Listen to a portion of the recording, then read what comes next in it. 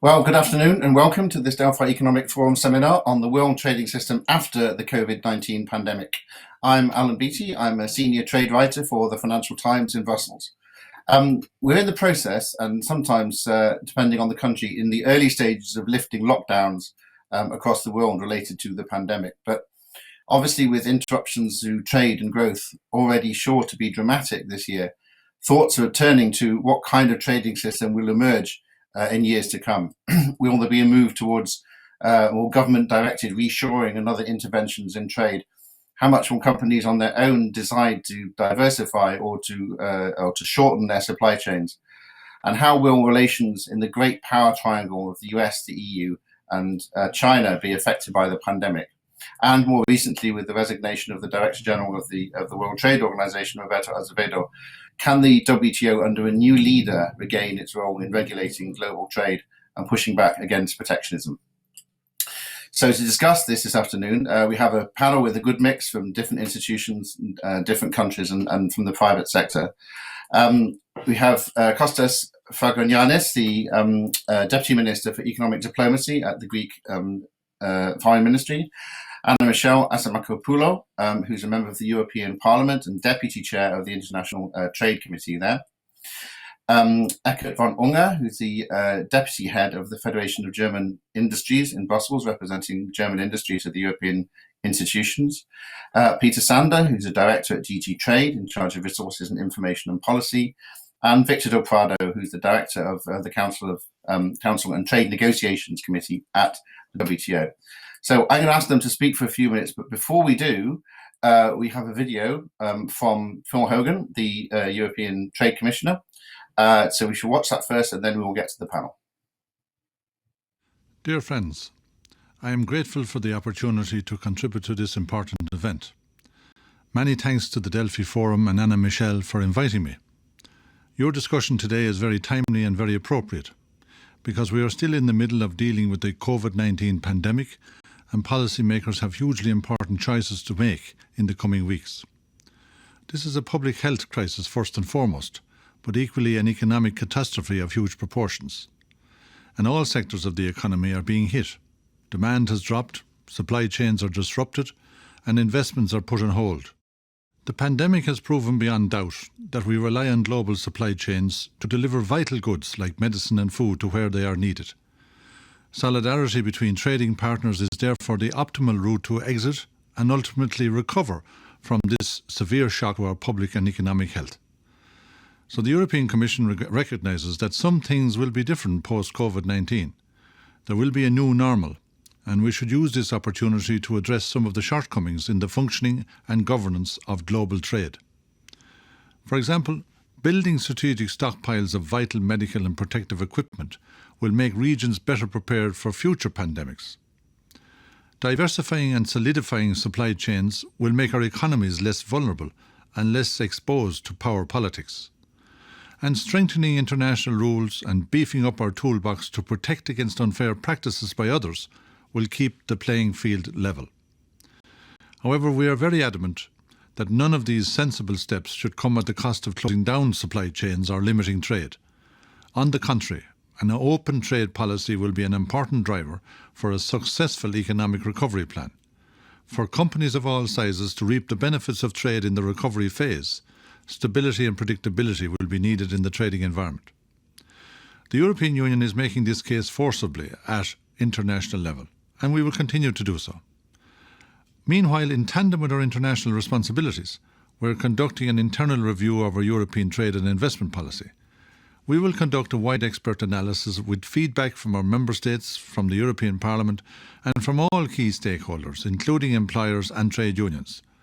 And in line with our commitment to transparency and citizen engagement, we will also conduct a public consultation to hear the views and concerns of Europeans everywhere.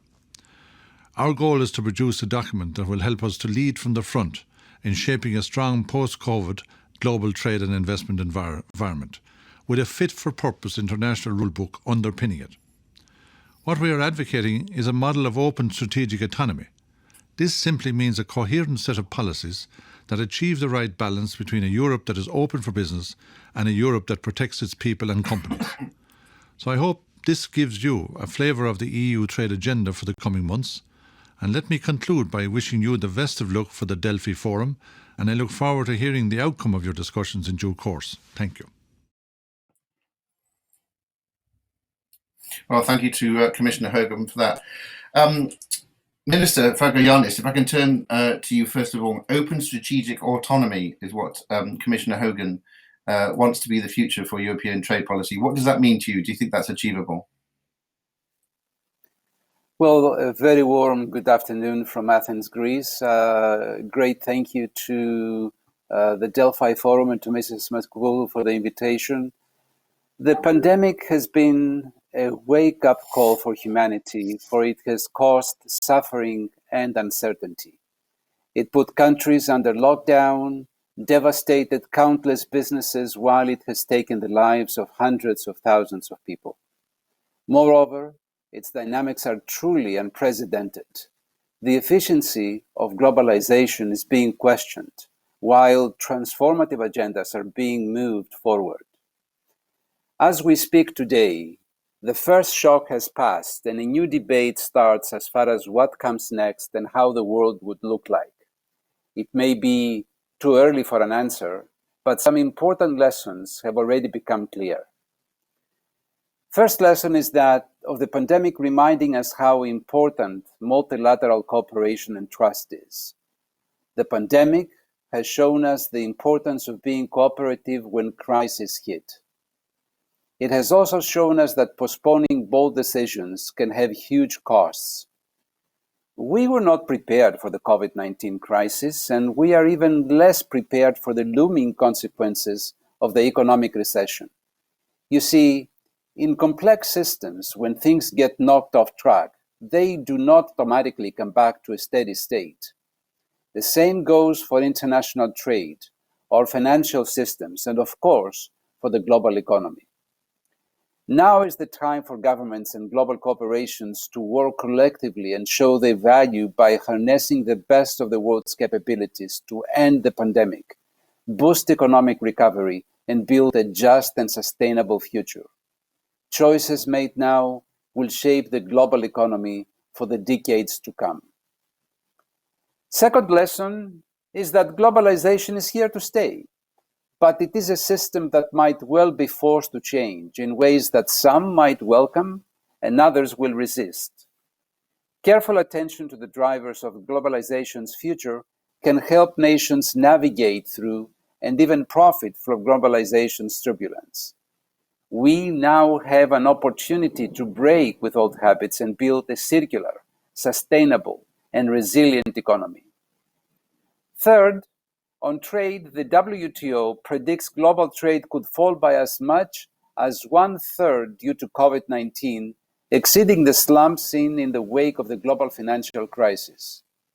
Others give different estimates. While availing accurate information and data to forecast the impact of the pandemic on trade remains a challenge, ensuing geopolitical tensions illustrate the direction that global trade may take. Protectionism and nationalism are not a solution to the imminent problem. We need a resilient multilateral trade system, and we have to work hard for that. Decisions on how trade functions do matter now more than ever, having in mind that international trade can indeed support recovery. Fourth, on digital economy, the coronavirus pandemic also accelerated the uptake of digital solutions, tools, and services, as the world struggles to carry on what their daily lives and work online, shifting towards a more digital trade and economy. Fifth, the pandemic has collided with a climate change emergency. A question looming over us right now is whether we can address both issues at the same time. If action is not taken, climate change will be the next source of financial instability. So we cannot but integrate the solutions to both crises into one coherent response. Recovery programs must propel the global economy towards sustainable growth and increased resilience. As a last comment, allow me one word on the comprehensive plan that the Commission announced only yesterday to help the EU economy recover from its coronavirus slump. We welcome it. and hope it will help in practice countries and sectors worst hit by the pandemic recover quickly. This package can be seen as a proof that the EU leads by example when it comes to collective solutions and cooperation. Nevertheless, lessons learned from other crises need also be applied. They can help to reactivate best practices and avoid misguided approaches.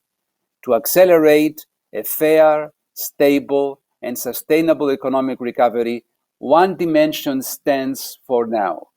The antidote to the COVID-19 crisis is solidarity and trust. Thank you. Minister, thank you very much. Anna Michelle, if I can turn to you. You're in an institution, the European Parliament, where there's often quite a lot of scepticism about trade and about European FTAs. How do you think the Parliament is going to react to COVID? What direction do you think it's going to go in? Well, that's a good question because clearly, first of all, thank you very much to the Delphi Forum. It's my pleasure. It's a pleasure and an honor to be participating with such a distinguished panel to discuss this topic, which, Alan, I just came from an international trade committee where we had Commissioner Hogan sort of telling us a little bit about how he sees just like in his video, how he sees this new plan for Europe's trade policy unfolding after the COVID-19 virus. I'm also honored to be the shadow rapporteur on the file on our own initiative report for the European People's Party, where we will deliver the Parliament's suggestions with respect to trade policy after COVID-19. So you asked about open strategic autonomy. I think that's been the focus of our discussions in the sense that it's a delicate balancing act between what we're seeing, which is trying to find the middle ground between those who say, well, it's over, globalization is over, we've seen its shortcomings, we need to withdraw back into protectionism, and those who are saying, well, don't withdraw at all into protectionism, but at the same time, I can tell you as a legislator and as a politician who's elected that I'm hearing very loudly from my constituencies the fact that they have seen through this crisis that they want more protection on many things, and in fact, Europe did actually in the trade disturbance did actually do its best, I think, until now to use these green lanes to make sure we had goods flowing, to deal with personal protective equipment and how we would keep it in the union and make sure we have enough, and is gearing up a trade policy that's aimed at making sure that citizens have what they need. So to get back to your question, Alan, what the Parliament is focusing on is firstly continuing with the free trade agreements. We think it's very important for us to have open trade. We have to continue to have to support this notion that we need diversified supply chains that are resilient. And don't forget that all this is being done in a geopolitical climate where Europe is sandwiched between what's going on in the United States and China and the escalation of these trade wars, and is trying to find its bearing as to what it should do. Another discussion, we're also talking in the committee very much now about how to strengthen our toolbox, how to strengthen these instruments that we have to protect ourselves in Europe. We were just discussing the amendment to the enforcement regulation, amendment which results from the fact that we have the appellate body not functioning in the WTO. I know Victor will talk about that. And in this context, we're even discussing, just so you understand how far we want to give these trade defense instruments teeth, we're discussing provisional countermeasures to protect industries, and especially strategic industries. So I will stop here by saying that I think that Parliament is going to be a force that will try and balance openness and the benefits that trade can provide as a driving force for economic recovery, with ensuring that citizens are protected and citizens have what they need, which may mean support for reshoring. Reshoring certainly will mean increased protection against unfair policies, and will certainly mean a more targeted industrial policy. Mm-hmm. Okay, that's interesting. So let's get a view from business. I mean, Eckart, I think it's fair to say that business in general, and German business in particular, had become more skeptical certainly about China, skeptical about the benefits of completely untrammeled trade, concerned that they're being treated unfairly, and so on and so forth in the years running up to the crisis. How do you think that will be affected by the crisis? Will people be more impressed by the way that China has responded to the crisis, or will that deep skepticism still be there afterwards? Thank you, Alan, and thank you for the host of this interesting webinar, the Delphi Forum. We as a BDI, we of course very much in favor of open trade and open borders. I'd just like to remind you that in the German manufacturing sector, more than every second job depends on exports, and we are also highly dependent on functioning supply network. We are highly integrated with European neighbors, for instance, northern Italy, which was mostly hit by the pandemic at the beginning, but also China and the US. So we are really well integrated, and we discussed already certain worrisome tendencies in global trade before the crisis hit. So the world trading system was in troubled waters before. We had blockages in the WTO. We discussed trade conflicts with the US, also between the US and China. We had the issue of systemic competition, as you mentioned, Alan. We are a little bit concerned that some of the worrisome trends will be fueled by the pandemic. For instance, protectionism and nationalism, but also, of course, on the other side of the coin, that we will see less multilateralism and a weakened WTO. But we will also see more state intervention into the economy due to the crisis. And one other trend we've seen already, but should be enforced by the crisis, is also that trade policy is used to achieve other goals in other policy goals, like greening the economy, but also leveling the playing field in general. So more connected to competition issues, to enforce labor standards and human rights, and so on. So there will be put more burdens on trade policy. So I think this is kind of a trend that is enforced by Corona, but will have a huge impact on what we'll see in the future. So, I mean, we as business, we remain convinced that the European way of seeing the international trade and cooperation remains the way to go. What the Trade Commissioner Hogan mentioned, we want to remain open, but we will share probably most of the analysis the US is doing on China, but we choose a different way. We want to still rely on market forces, on company decisions, and we restrict state intervention to the minimum we need to really protect the security, health, and public order. So we will have to deal with the competition issue with China. I think they will remain committed to their own way. So we have to try to be more resilient vis-a-vis state companies, subsidies, and so on. And I think, my previous speakers already mentioned some of the instruments that it could be used in this area, but we can certainly discuss about details later. Thank you. Mm-hmm. Okay, thank you very much. If I can turn to a voice from the Commission. Peter, as the crisis hit, the EU was trying to manage relations with the US and manage relations with China. It was trying to put together a mini deal with the US to head off yet more tariffs, this time on cars.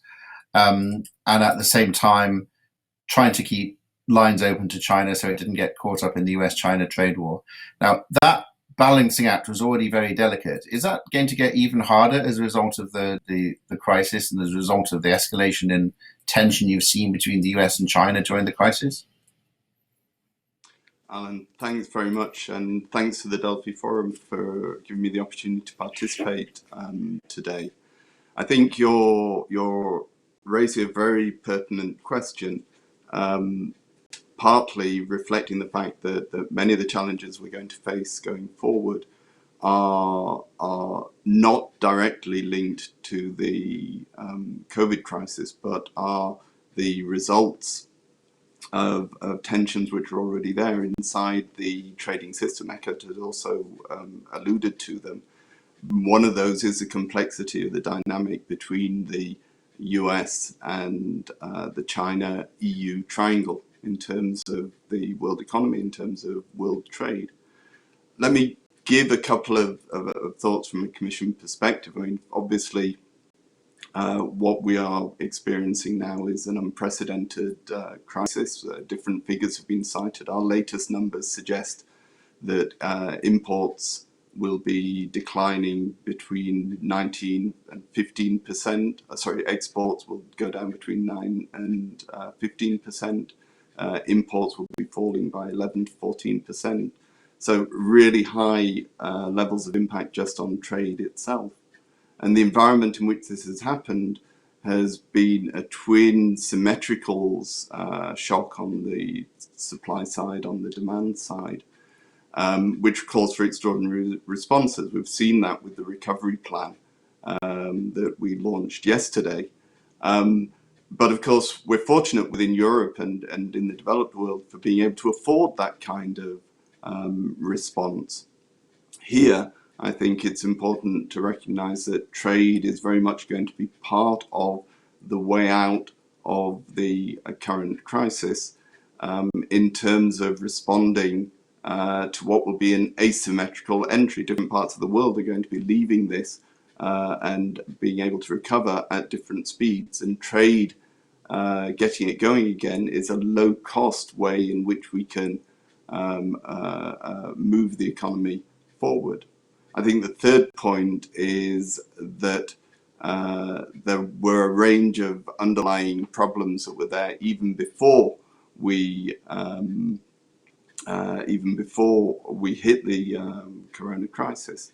The general challenge to multilateralism, the limits that we've seen over recent years to what the WTO has been able to deliver, or has been allowed to deliver as a large member-driven organization, which opens up the door to the question about reforming and changing the WTO. The concerns about globalization and environmental impacts, the concerns about the big power relationships, as you mentioned. The EU, the Commission, I think, is going to remain very committed to a multilateral agenda and working at an international level, looking for solidarity, because that's the DNA for the European Union. A DNA, though, that has become been put under strain over the last few months. We've seen it even in areas like the export authorization scheme that we introduced at an EU level as a direct response to member states going it alone and acting on their own. So we have the trade policy review, which will hopefully frame a new agenda.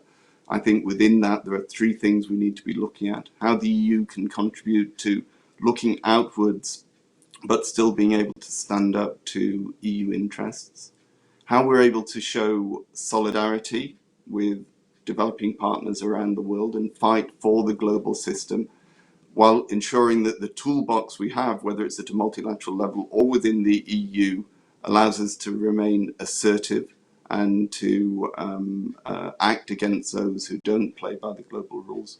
And lastly, trying to define this not in terms of winners and losers, but trying to keep a mindset where everyone can win and come out better if trade can move forward again. But to do that, we have to be very sensitive to the wider set of policy objectives that trade also has to be conscious of, and that's precisely things like climate, the values agenda, human rights, because these are the political realities within which we work, and I think are going to be an important part of getting the right future policy that we're going to need. Thanks. Okay, thanks very much. I'll turn now to Victor de Prado from the WTO. Victor, I have been asked to tell you need to turn your microphone on. I think there's a green button that you need to turn on to make sure that you can speak. So your institution's going through an interesting, unexpectedly interesting turn with the recent resignation, the early resignation of the Director General. And we're just starting on the process of appointing a new Director General. What difference do you think any Director General could make? What can the WTO do to get itself back in the game of regulating global trade? Good afternoon. Thank you, Alan, and thank you to the Delphi Forum for this invitation. Very honored to be here. The WTO, of course, has, as I say, the world in its name. The W is the world. So the WTO will be faring and reflecting what is happening in the world. Clearly, the WTO was created at a moment that is very different than the moment we're living today. Any new Director General, of course, will have to take that into account, that we need to adapt the WTO to a new world. Now, these days, we hear a lot the expression in the current circumstances. Now, it seems like this otherwise anodyne expression in the current circumstances has taken very different meaning today. We heard from Commissioner Hogan the various facets of the crisis. It seems like we are living a moment of acceleration of history, as if some of the tendencies that were already witnessing before the pandemic, like reshoring or shortening supply chains, these tendencies now are exacerbated by the pandemic. It's clear that at this moment, and it's a moment of emergency, we see the state going back into action. It seems like we're back into the good old Westphalian world where the nation state is the only sovereign, and that means also new power games. They are more acute, and we can see that very clearly here in the WTO, surely between the United States, China, and Europe. We are also witnessing, and again, this is one of the tendencies that were there before and get exacerbated, the role of technology and the whole of the digital economy, and this is surely something that will shape the future. We are also noticing, and Anna Michel referred to this, a tendency to what the Europeans call strategic autonomy, which is interesting. We just have to be careful that that doesn't derail into self-sufficiency. I found it interesting that Anna Michel made a link between protectionism and protection. I would put a word of caution here. Protection is something that I think all citizens, every one of us wants. Protectionism is not a synonym of protection. I think very much like Peter said, trade is part of the solution, not part of the problem. And we are entering a dangerous world of perhaps too much decoupling, silos. Will we see a world where there is a part of trade that is ruled by China, part of the world trade ruled by the United States, and where do the rest of the world does the rest of the world stand in there? For the WTO, as the regulator of world trade, I think this is a moment with all of the crisis that was already there, where we need to go back to basic. We need to go back to basic values that we stand for. And I think these are values that not only the companies, but also citizens treasure. And these are values such as stability, predictability, the rule of law, transparency, non-discrimination, and why not a certain morality in international relations. Since we are talking in the Delphi Forum, I will not resist a quotation from the Temple of Apollo in Delphi, which had this inscription, Meden Agan, nothing in excess. It seems like we are in a world of excess today, and some moderation in the world would be a virtue. Surely something to keep in mind for the future. Thank you very much. Okay, thank you very much. Well, let me put some of these issues to the panel. Let's pick up that last issue of the WTO and what the WTO can do. I think it's fair to say that it's not played a very important role in the crisis so far. There have been a lot of export restrictions which has not really been able to prevent because there are loopholes in WTO rules and so on. There's this change of management, and of course, the US clearly wants to see enormous changes in the WTO and is prepared to cripple at least the appellate body, that the dispute settlement function. Minister Fragogiannis, can I ask you, no matter who becomes the next Director General of the WTO, what good could it do? What could it do better that it's not doing now? And how would we get there? Well, for one thing, Director General Azevedo showed exemplary leadership of the WTO over the last 7 years, and we are very saddened by his sudden decision to leave office.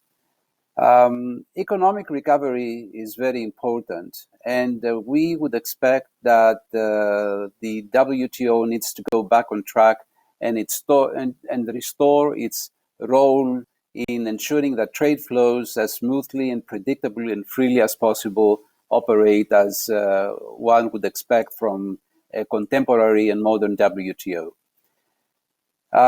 It takes sufficient authority, broad acceptance, and resilience.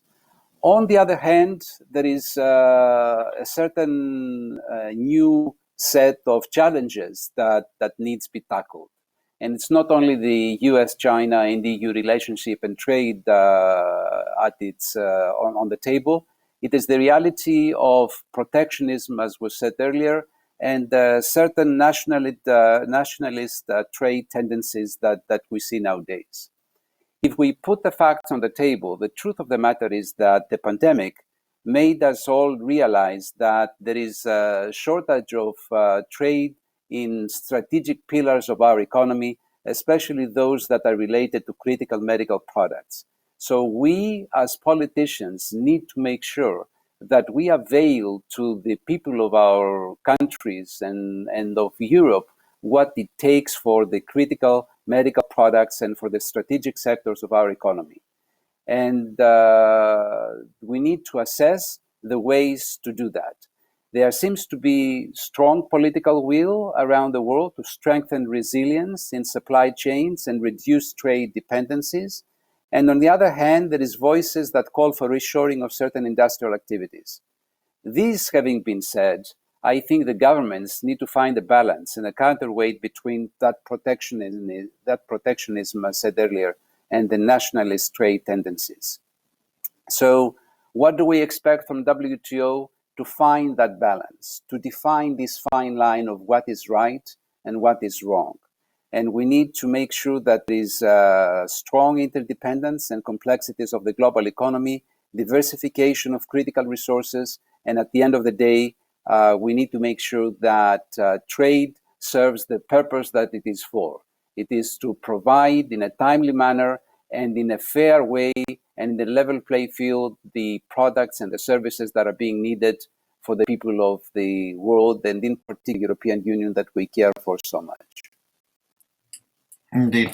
I wonder if I can put this similar question to Eckart, which is, I remember back in the days when we had multilateral trade negotiations in the Doha round, one of the key ministerial meetings, I remember looking around and thinking there were hardly any business representatives present. BDI had not actually even sent anyone. Do you think your members rely on the WTO? Is it something that they really think of when they're planning their activities and how they think trade policy and trade law will guarantee their markets and define the legal environment in which they have to operate? Do they actually care what goes on in the WTO? Actually, well, there's a mixed picture. We last summer we went to Geneva with an SME delegation. I was really surprised how many were really interested. But of course, I mean, in companies you rarely find kind of real WTO experts who know the different laws and the procedures.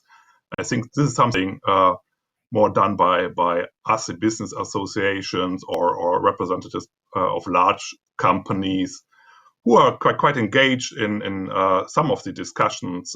Like for a couple of years ago, we were negotiating the environmental goods agreement, for instance. So there is huge interest, and we were very happy about the current Director General, who have really improved the outreach to the business community. And together with the Business 20 and the ICC, and the Director General, we introduced the trade dialogue. And I think in the past 2-3 years, hundreds of business people engaged in this dialogue to improve. And I guess in recent 10 years, I mean, we like 10 years ago, you had less problems in global trade, and everyone assumed that we will solve some of the problems, we will continue to have open markets.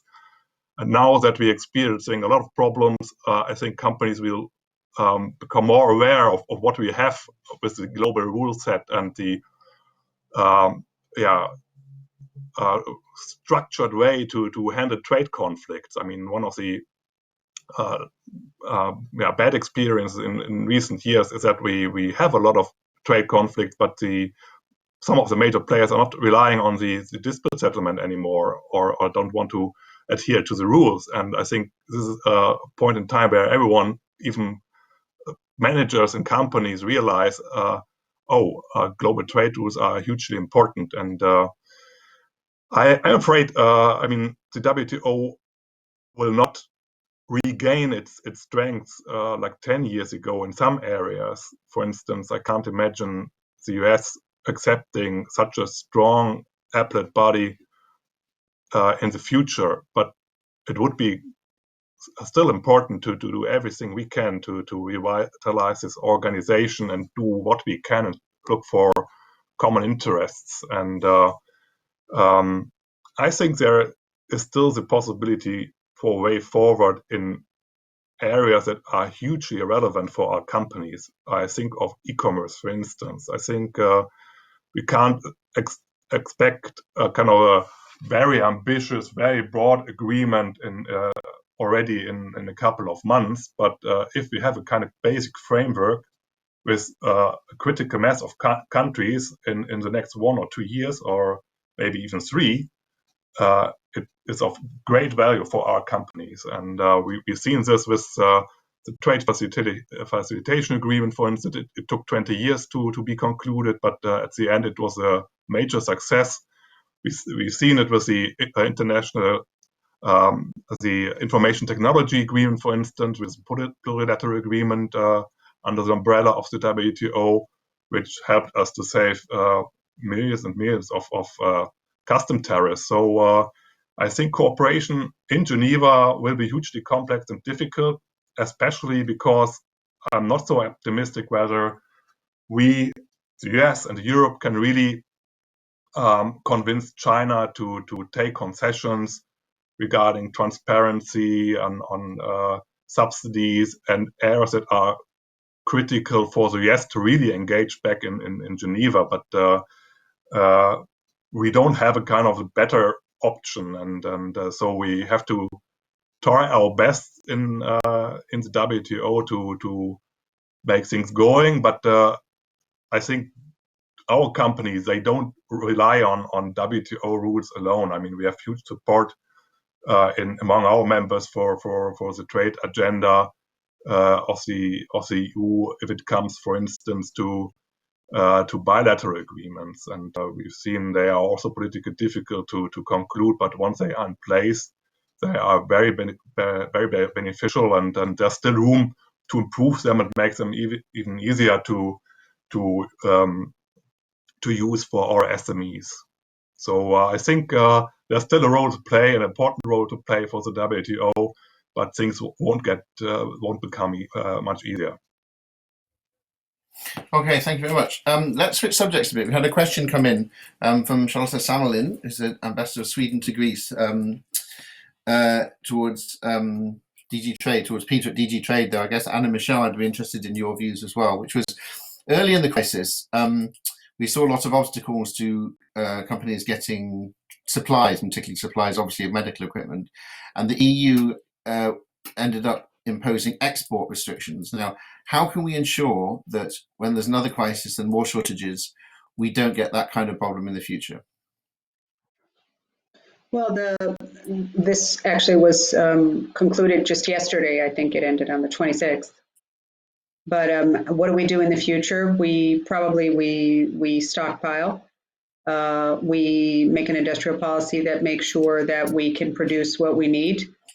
And we jointly commission supplies and make sure we have everything in place, something which we weren't doing before. And maybe the EU gets a bigger role in health policy than it had, not just coordinating.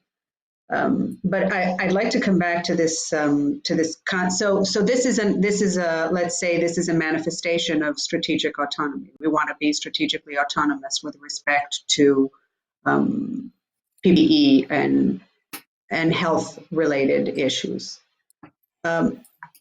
Strategic autonomy is I think something which is realistic. Clearly, voices of protectionism which are talking about self-sufficiency are utopic. Self-sufficiency is not something that we can achieve either at the level of a member state and not even at a European level. And therefore, we have to continue to remain open, and therefore we have to invest in this diversification of supply chains and in making sure that these supply chains are not only diverse but resilient in the face of crises to come, some of which we can't even predict. If this crisis taught us anything, I think it taught us that we need to go back to the basics. Victor talked about this in terms of values and even morality when it comes to trade. And I would agree that this is something that clearly in Europe we focus on when we talk about trade policy. We talk about it being based on values, and we want to even use trade policy to make sure these values are being adhered to by our partners.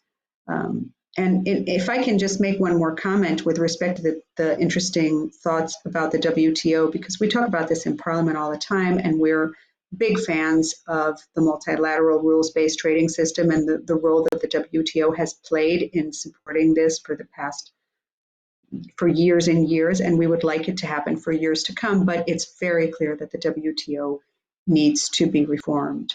And it must do this by going back to the basics, and it must also admit that the WTO now has members, like China's been a member for 20 years, and its entry was predicated on the premise that it will transform into an entity into a country that embraces different values, and it hasn't done that. Therefore, I think that the WTO needs to reform in terms of procedures in order to ensure that these values are adhered to. And if that's not happening, then it needs to move on. And I would close this section of my intervention by just saying that I couldn't agree more that e-commerce is the right place for the WTO to focus on in order to make some headway, not just because it's incredibly relevant to industry or because it's our future, but because it would give the WTO something that it really needs right now, and that is focus and relevance in the new normal. Mm-hmm. Just, do you think it makes a difference? There's lots of focus, not least people like me, focus on the personnel and who the next Director General will be. Do you think it makes a lot of difference who the actual personnel is, or is it a question of whether the big shareholders, and particularly the US, are prepared to put more weight into the WTO and be bound by the WTO more than they have been so far? I think clearly people make a difference. But I don't think that was the big problem in the WTO, if that's what you're asking.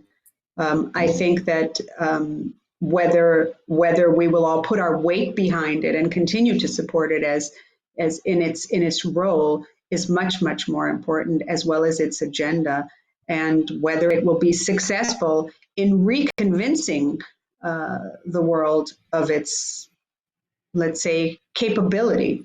This is not going to be a personal issue. This is not going to be about its leader. It's going to be about its achievements and how these are received and accepted in the world. Okay, so let me put this question about export restrictions to Peter at DG Trade. Now, of course, as people at DG Trade mutter to me privately, the reason the EU had to put on export restrictions at a block-wide level is because there were export restrictions at a member state level. Germany was blocking exports to Italy. France literally requisitioned masks that were being transported through its country and so forth. How is it possible to get to a situation where you have more stable trade and efficient stockpiling and efficient crisis management when you don't even have an efficient internal market, when the member states can't even cooperate, let alone cooperate on a global level? I think you're highlighting something which is a real challenge, which has been thrown up by the crisis. Obviously, part of the answer is for within the internal market of learning some of the lessons of recent months and the experience. In general, I think people have seen the challenges of managing health crisis. They've also seen the limited powers that there are to act at a European level. But I think our experience has been as well that there has been a willingness from a number of member states actually to look to the EU to provide guidelines, including in areas where perhaps they don't have the same sorts of competence that we have in the trade area. I think the other part of the challenge is just picking up on this idea of strategic autonomy, but open strategic autonomy as emphasized by the Commissioner. And that's about, if you like, strategic diversification. It's recognizing that there is real value in having different supply possibilities and not being dependent on one supplier, whether in one member state or in one country halfway around the world. That we need this diversification. It's also an added benefit that the EU has already got this very well established network of trade agreements and trade agreements to come, which gives us some of these possibilities which are going to help us. At the same time, there are other things like there's the stockpiling elements that can be built into supply chains.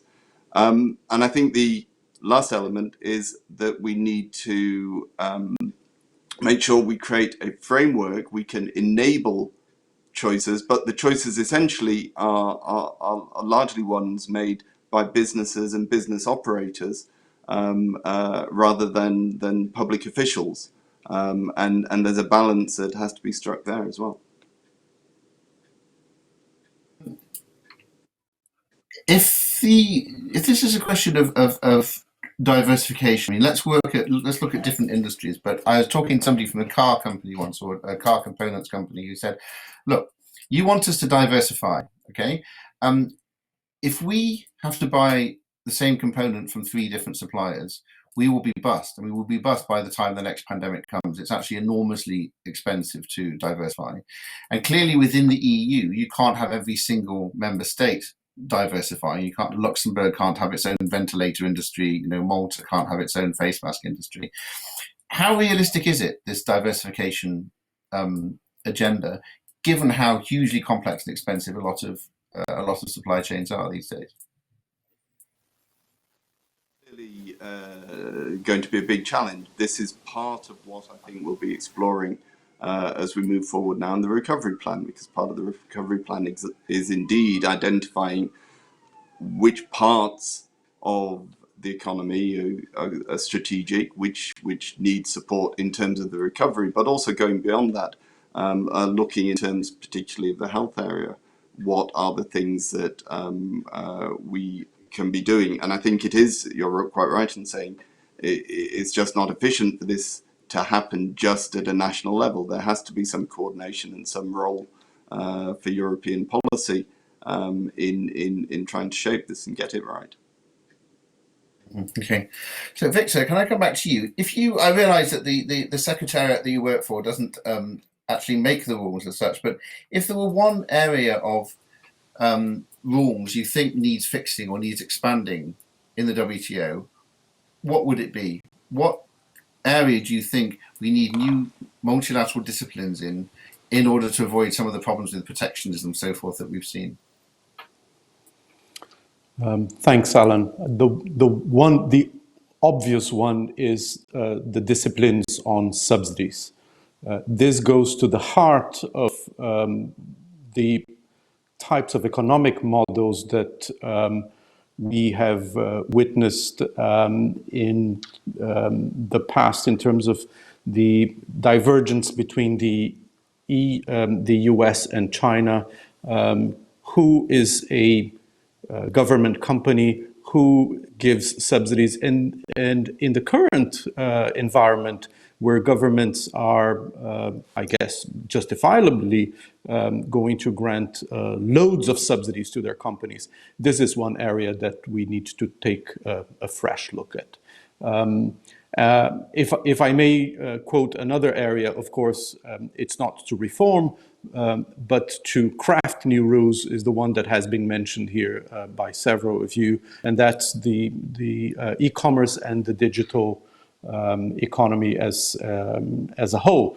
So not one past area that needs reform and one current area for future regulation.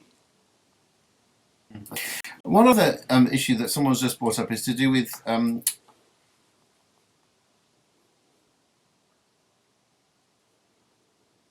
emergencies, problems to protect human life and in an emergency situation. Is that something that's inevitably always going to be there, or do you think it is possible to have disciplines or to force more cooperation between governments about what happens in emergencies? I think the emergency issue has been there. I mean, since the very beginning of the WTO, there are exceptions for the protection of human health. There is exceptions for the protection of the environment, and so forth and so on. You have to distinguish between the normal times and the times of emergency. The question of the export restrictions, I'm not too concerned about them at this point in time. I would be concerned if export restrictions remain. That is the big problem. If I guess the current pandemic may well justify certain export restrictions. Now, if export restrictions remain in place and go into areas not like medical products, but on food stocks, on agriculture, then I think we may have a problem. And there, I think we probably deserve more disciplines amongst the WTO members. Okay, so let me put this question to the Minister. Mr. Fragogiannis, you've seen all of this debate within the EU about export restrictions, about what will happen. How confident are you, as a member state, that the next time a crisis like this comes along, there won't be restrictions on trade within the internal market? How confident are you that the EU will manage a pandemic crisis or a similar crisis better than it's managed this one? Well, the EU is sometimes slow in reacting, but it does react in the proper way and to the benefit of the member states of the European Union. We, Greece, have been a member of the European Union for many, many years, and we fully support the cohesiveness and the integration behind the policy making in relation to the European Union and the WTO restrictions and support that is being granted. My main concern is how the business community is going to react to a potential deglobalization that may come along, meaning that we provide strategic goals and trade policies and industrial policies and all current and future policy making that may be available to WTO and the European Union, but the businesses, which is the other side of the fence, those who implement policies, also are going to be reacting somehow. And I think they came to realize in the hard way that their decision-making process of assuring the most cost-effective location is no more a reality, and they will need to diversify and make sure that they do not have all of their eggs into one basket. So I could not agree anymore with Mrs. Asimakopoulou, with Anna Michel, in what she said, that self-sufficiency is utopic. And the commissioner did state that open strategic economy may be the way towards it. I say that the businesses will make sure that they do not put all of their eggs into one basket. And this is the one decision that will clearly come out of this crisis. And whether it will be implemented through a digital way or by deploying sets of new facilities in time to make sure that they diversify and they do not rely in one single source is the reality of it. Okay, so we just have a couple of minutes left. So let's give the last voice to business. And ask Eckart, it's your companies, it's your members who are actually going to have to deal with this, whether or not they're going to have to produce more in the EU, or they're going to have to change their supply chains. So, what kind of world do you think they're preparing for? Even leaving public policy aside, are they genuinely at this point preparing for a world where a lot more is done on a national basis? Are they preparing for a world in which they're going to have to source from multiple countries simultaneously? What are they doing? What are they thinking? Thank you, Alan. I mean, we had a discussion about restructuring supply chains and production networks already before the crisis. Remember the debate about decoupling in the area of technology. We had the problems with export control laws. We had many trade conflicts hampering the functioning of supply chains. So for companies, it's permanent task to check their supply chains, their production network, and they are affected in different ways, depending also a little bit on the sector. There are a lot of industries that need to be close to the customer anyway. So they produce usually quite close to the customer, but still they have sometimes long supply chains, and it depends on the input, whether you have really the choice to diversify. But of course, the pandemic and the current situation, also the transfer to digitalization, is a new impetus to really review supply chains, and the answers will depend on the company, on the sector, on the strategy. But it's in their own interest to have reliable supply chains, because if you can't supply, you can't deliver, you don't have your income. So it's also an economic risk for our companies. There are sectors, for instance, like in the chemical industry, for instance, you can't build a factory everywhere. So you have a couple of factories and you supply the world. And there are other sectors that really have to adapt their products and the supply depending on the legal frameworks and other risks. And for instance, in the IT industry, you have different privacy laws, for instance, that also make up the way you handle your product and your supply chains, your network. And there are other areas that are really highly dependent on other suppliers. So they don't have the choice, but it's actually a permanent task for our companies. And I think problems in the world trading system make it even more necessary to hedge and to diversify the value chains. Great, that's very helpful. And with that, we are absolutely bang on time. So I'd like to thank all members of the panel. Thank you very much for the to Delphi for this conversation. Thank you for the Hans Seidel Foundation for helping to empower today's conversation. We'll have a lot to think about, and let's face it, we're going to have a lot of years to watch the effect of the COVID pandemic work its way through the world trading system. So I am sure we'll be back here many times having these conversations again. Thanks all for coming. Thanks all for watching. Thank you. Thank you all very much. Thank you. Thank you. Bye now.